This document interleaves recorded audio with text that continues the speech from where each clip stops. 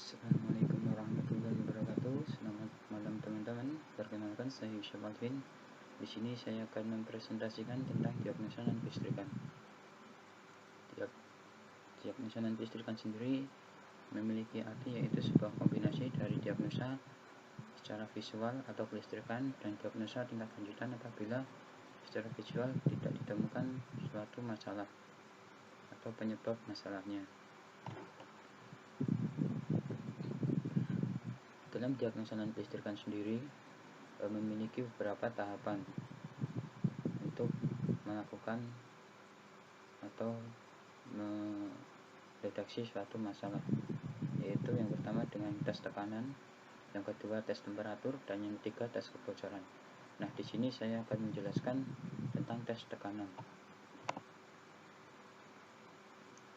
Dalam tes tekanan sendiri memiliki langkah-langkah sebelum melakukan tes tekanan. Yang pertama yaitu menghidupkan mesin dengan putaran mesin dipertahankan pada kecepatan kurang lebih sama dengan 2000 rpm. Yang kedua, pada saluran hisap kompresor, head pendingin harus berupa gas dengan tekanan 1,5 atau 2 bar. Yang selanjutnya yaitu pada saluran tekan kompresor, head pendingin masih berbentuk gas dengan tekanan 14,5 sampai 2 bar.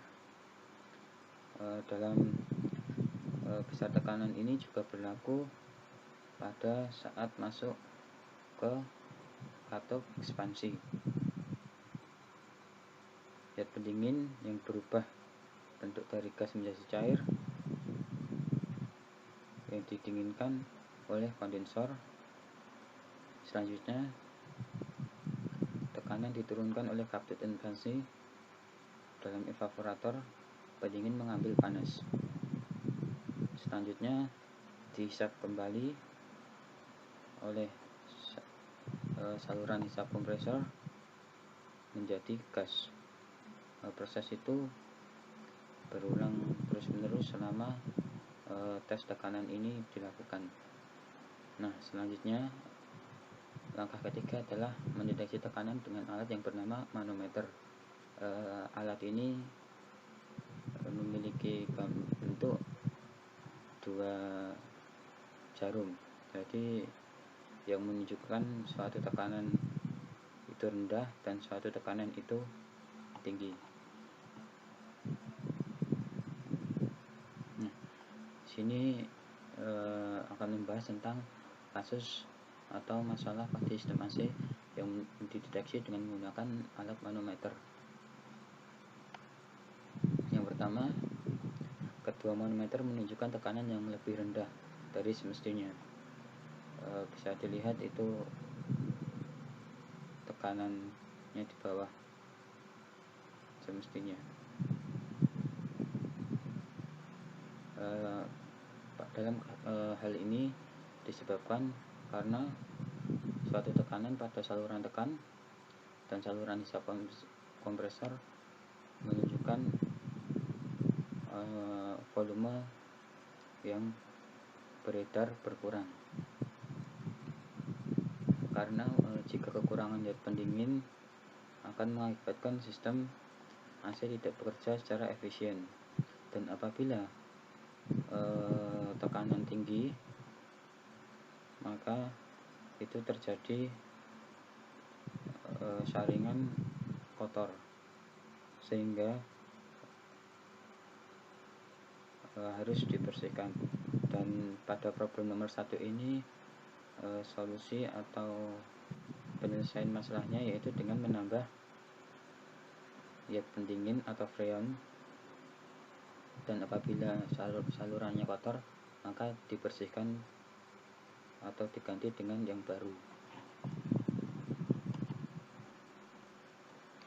Kasus yang kedua yaitu kedua manometer menunjukkan tekanan yang lebih besar.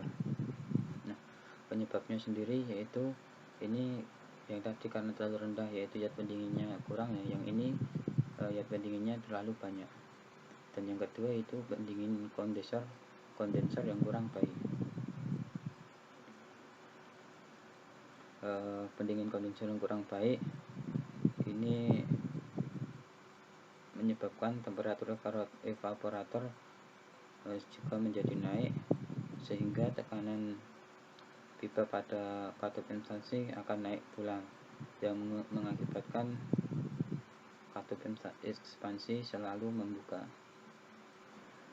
Untuk solusi atau penyelesaian masalahnya, yang pertama yaitu dengan mengurangi pendingin, kebalikan dari problem nomor 1. Dan yang kedua, memeriksa katup ekspansi.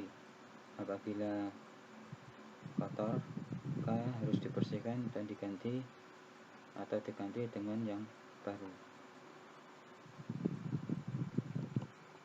Selanjutnya yaitu problem yang ketiga, yaitu manometer tekanan rendah lebih tinggi dan manometer tekanan tinggi lebih rendah. Nah, ini penyebabnya yang pertama yaitu kebocoran pada bagian-bagian yang tergeserkan dari kompresor seperti katup-katup, cincin, borak. Hal ini menyebabkan saluran hisap tekanannya akan lebih tinggi dan bagian saluran tekan akan turun. Solusi dari permasalahan ini adalah memperbaiki kerusakan pada kompresor atau mengganti kompresor apabila memiliki kerusakan yang parah.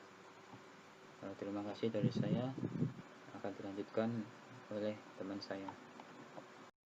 Assalamualaikum warahmatullahi wabarakatuh. Selanjutnya saya akan membahas mengenai tes temperatur. Setelah dilakukan pengetesan dengan manometer sebelumnya dan sistem tidak menunjukkan adanya kesalahan, maka yang perlu kita lakukan selanjutnya adalah tes temperatur, yaitu dengan melakukan dua hal. Yang pertama, mengukur temperatur udara dalam saluran evaporator, dan yang kedua adalah mengukur temperatur ruang AC dan kelembapan udara. Mari kita bahas dari yang pertama, yaitu mengukur temperatur udara dalam saluran evaporator. Kita dapat mengecek temperatur udara dalam saluran evaporator dengan menggunakan termometer. Kemudian berikut ini adalah tabel perbandingan temperatur udara luar dengan temperatur udara dalam saluran evaporator. Tabel ini dapat dijadikan acuan ketika ingin melakukan tes temperatur. Apabila temperatur udara dalam saluran evaporator menunjukkan angka 4-6 derajat Celcius, itu berarti waktu kopling magnet menghubung adalah pada suhu 6 derajat Celcius, dan ketika melepas berada pada suhu 4 derajat Celcius. Perlu diingat, saat melakukan pengetesan ini, putaran mesin masih berada pada lebih dari 200 rpm dan AC bekerja pada beban penuh. Jika hasil pemeriksaan yang dilakukan tadi sudah sesuai dengan tabel, itu berarti kondisi AC normal. Jika tidak, perlu dilakukan pemeriksaan pada evaporatornya, apakah bersih atau kotor. Apabila kotor, maka kita hanya perlu membersihkan. Dan jika saat dilakukan pemeriksaan ternyata evaporatornya masih bersih, maka kita perlu melakukan diagnosis lanjutan. Selanjutnya adalah pemeriksaan temperatur ruang AC dan kelembapan udara. Kelembapan udara yang ideal adalah berkisar antara 45-50% dengan temperatur ruangan yaitu 20-22 derajat Celcius. Kita dapat mengukur kelembapan udara dengan menggunakan hygrometer. Apabila kelembapan udara di luar ruangan tidak terlalu jauh berbeda dengan kelembapan udara di dalam ruang ber-AC, maka berarti evaporatornya terlalu basah atau terlalu kotor, sehingga biasanya AC itu terasa kurang dingin. Kemudian alur pemeriksaan temperatur ruang AC dan kelembapan udara tidak terlalu jauh berbeda dengan pemeriksaan saluran evaporator seperti sebelumnya tadi, yaitu dengan melakukan pemeriksaan kelembapan menggunakan hygrometer. Kemudian kita periksa apakah sudah sesuai dengan spesifikasi atau tidak. Jika sesuai, berarti kondisi AC normal. Jika tidak, maka perlu memeriksa evaporator. Jika evaporatornya basah atau kotor, maka kita perlu membersihkan dan mengeringkan. Jika evaporatornya ternyata masih bersih, maka perlu kita lakukan pemeriksaan lebih lanjut atau diagnosis lanjutan.